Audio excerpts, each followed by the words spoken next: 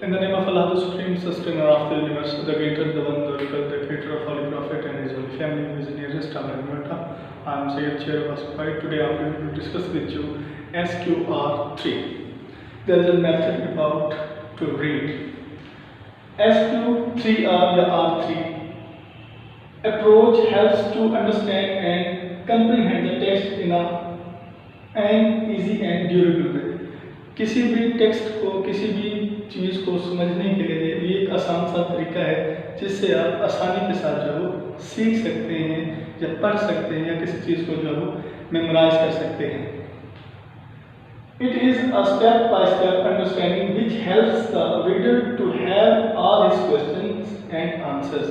ये एक आसान सा तरीका है जिसके ज़रिए आप आसानी से अपने क्वेश्चंस के आंसर्स को जो है वो हासिल कर सकते हैं. It always enables the user of achieve his target quite efficiently. बहुत बेहतरीन अंदाज के अंदर जो है आप अपने आप को जो है वो अपने आंसर्स को जो है वो हासिल कर सकते हैं. SQR3 stands for 5 steps in analyzing our text. किसी टेक्स्ट को एनालाइज करने के लिए 5 स्टेप्स हैं. फर्स्ट जो है S stands for सर्वे.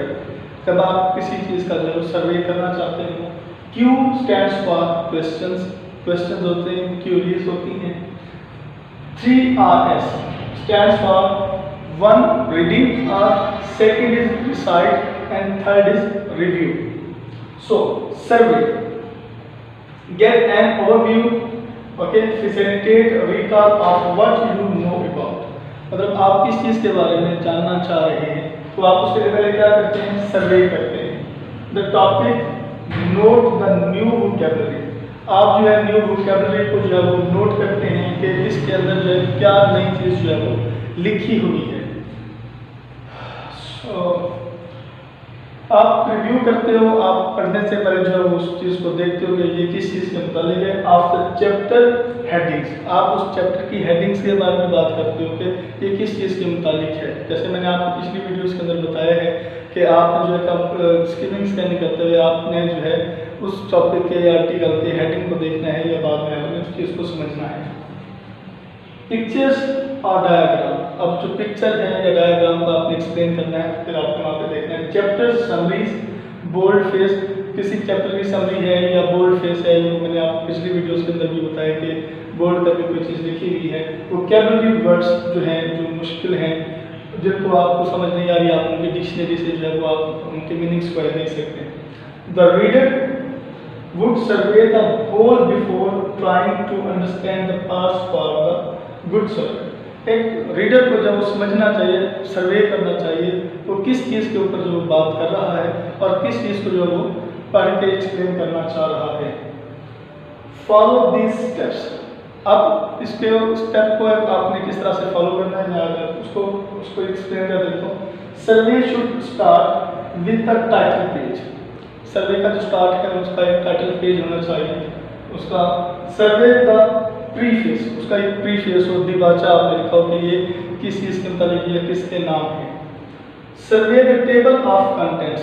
आपने एक फहरिस्त जो है वो तरतीब दी हुई हो कि आपने इस सर्वे के अंदर जो ये काम जो है वो किया है या आप करेंगे.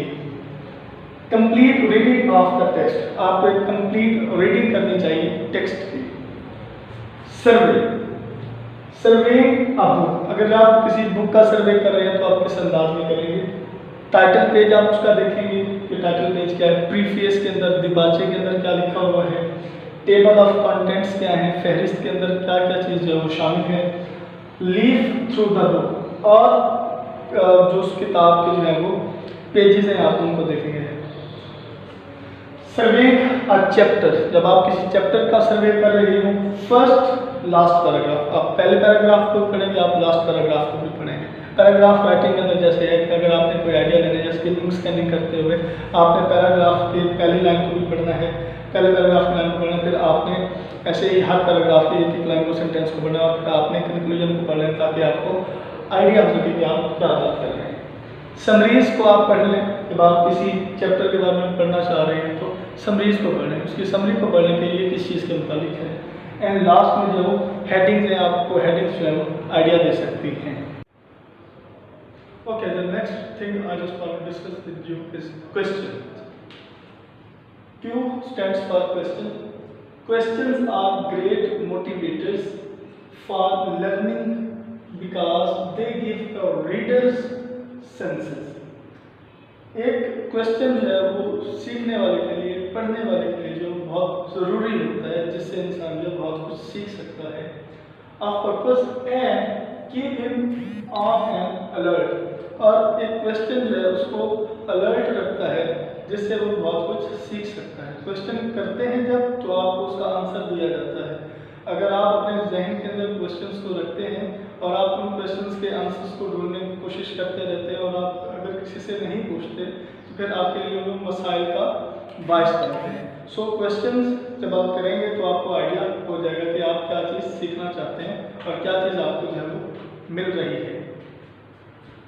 R1 reading the section. जब आप किसी सेक्शन को पढ़ रहे होते हैं, फिल्स इन द इंफॉर्मेशन, उसके अंदर इंफॉर्मेशन दी गई होती है अराउंड द मेंटल स्ट्रक्चर्स, अपनी जहनीत के मुताबिक, अपने बेंट ऑफ माइंड के मुताबिक, स्टेट ऑफ माइंड के मुताबिक, फ्रेम ऑफ माइंड के मुताबिक आप जो क्वेश्चंस को जो है वो एक्सेप्ट करते हो, मानते हो, याद करने की कोशिश करते हो।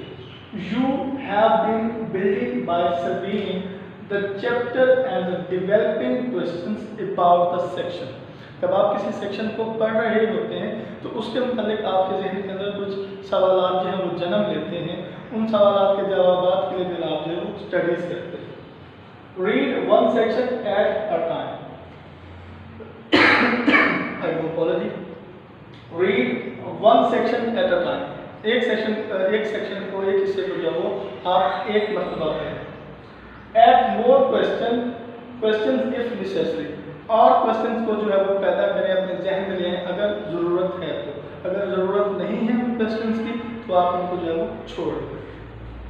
Don't get bogged down with main ideas, कि मेन आइडियाज से जो है आप दूर ना हो, मतलब आपका जो पर्पस है आप उसी पर्पस के ऊपर जो है वो डटे रहें, डिटरमेंट रहें।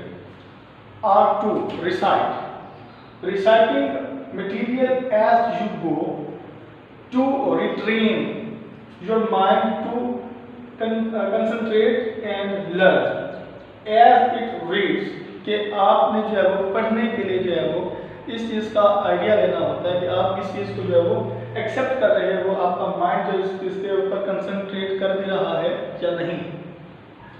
When do you recite? आप पढ़ते कब हैं, रिसाइट कब करते हैं।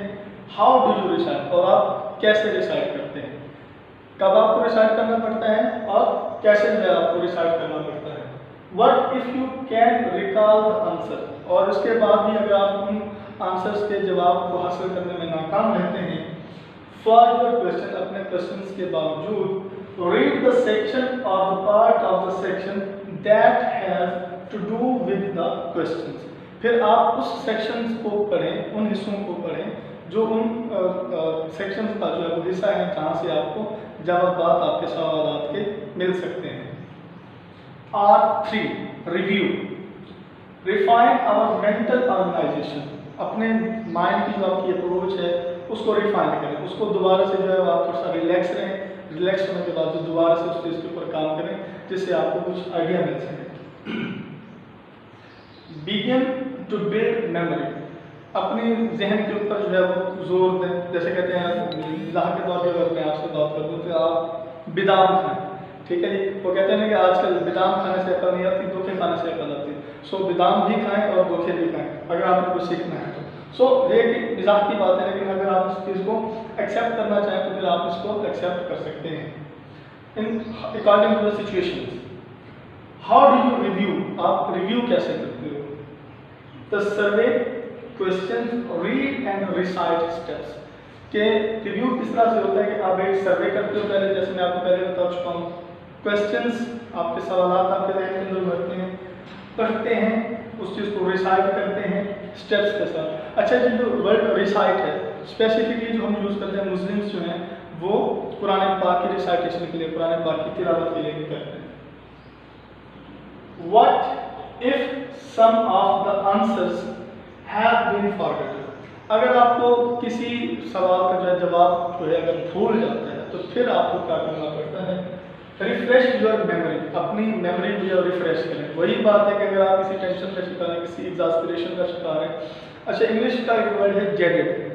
जब बार बार आपको पिंच किया जाता है, जब बार बार अगर आप एक काम कर रहे होते हैं तो उसके लिए एक वर्ड यूज होता है जेडेड, JADED, जेडेड, कि आप जब एग्जॉस्ट की पोजीशन से भी आप ऊपर चले जाते हो, जिससे आपको लग रहा होता है कि आप जो है ना रिलैक्स नहीं है, आपको ये बात है बार बार टीज कर रही है, तंग कर रही है, पिंच कर रही है, तो उस चीज़ के लिए जो है आपको रिफ्रेशमेंट की ज़रूरत होती है। फिर आप कभी आउटिंग में चले जाते हैं, फिर आप कभी दोस्तों के साथ, फैमिली के साथ या मेम्बर्स ऑफ फैमिली के साथ बैठ के जो है बात करने की कोशिश करते हैं, अपने मसाइल को हल करने की कोशिश करते हैं। तो इसके लिए जो है जब आप थक जाएँ इस काम से तो फिर आप जो है अपनी मेमोरी को जो रिफ्रेश करें, recite the answer after you have written it. फिर जो आखिरी बात जो है, जब आपसे कहा जाता है, जब आप कोई एग्जाम वगैरह दे रहे होते हैं या कोई चीज़ लिख रहे होते हैं, तो आपको कहा जाता है कि अपने आंसर्स को जो है वो दोबारा से पढ़ लें। तो इस तरह की रीडिंग के अंदर भी आपको जो है वो दोबारा से पढ़ना चाहिए। I am very grateful to you, please subscribe our channel and अल्लाह हाफिज़।